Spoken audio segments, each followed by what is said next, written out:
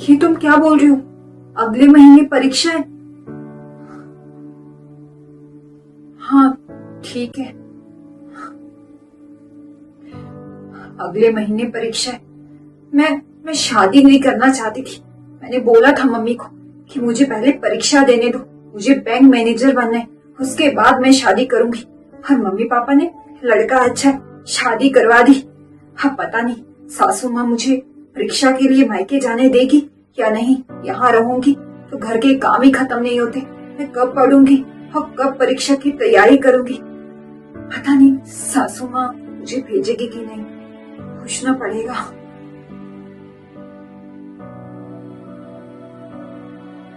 Mummy जी, अगले महीने मेरी परीक्षा है। अगर आप इजाजत दे तो मैं 15 दिन के लिए मायके चली जाऊं।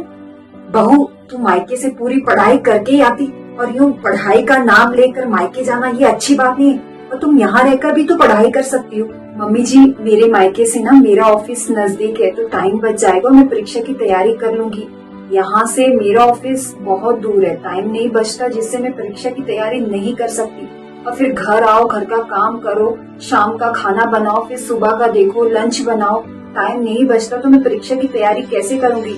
एतवार को छुट्टी होती है, पर उस दिन भी घर की साफ सफाई, कपड़े धोने, उसमें टाइम निकल जाएगा। मैं परीक्षा की तैयारी नहीं कर सकती, इसलिए मैं बोल रही हूँ कि आप कुछ दिन के लिए मुझे मायके भेज दें। हमारी क्या गलती? तुम इस घर की बहू हो, और इस घर के प्रति तुम्हारी कुछ जिम्मेदारी है, और तुम यूं जिम्मेदारियों से भाग नहीं सकती। मम्मी जी, मैं घर की जिम्मेदारियों से नहीं भाग रही, मैं पढ़ने के लिए कुछ टाइम मांग रही हूँ। पहले तो कुछ पढ़ा नहीं, कम से कम 15 दिन कुछ पढ़ लूं तो मैं परीक्षा अच्छे से दे सकती हूँ। बहू, तुम कुछ ज्यादा ही बोल रही हो। मैं तो अपना सपना पूरा करना चाहती हूँ। हाँ, मुझे एक बात बताओ, क्या शादी के बाद लड़की अपना सपना पूरा नहीं कर सकती? मुझे भी पढ़ने का शौक था, टीचर बनना चाहती थी, लेकिन घर वालों ने मेरी शादी करवा दी। फिर गृहस्थी में ऐसे उलझी कि सपने को भूल ही गई। ये मन में दबी कुंठा है जिसने मुझे कठोर बना दिया। इतिहास खुद को फिर से दोहरा रहा है। मैं फिर से किसी लड़की के सपने नहीं कुचल सकती, मैं ऐसा नहीं कर सकती। क्या वो मम्मी जी आपकी सोच में पड़ गई? कुछ नहीं बेटा, आज तेरे सवाल ने ना मुझे गहरी नींद से जगा दिया।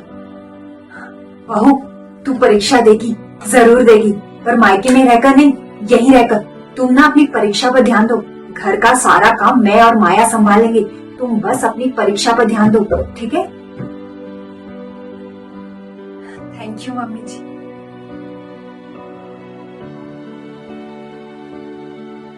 बधाई हो समधन जी, आपकी बहू बैंक मैनेजर बन गई।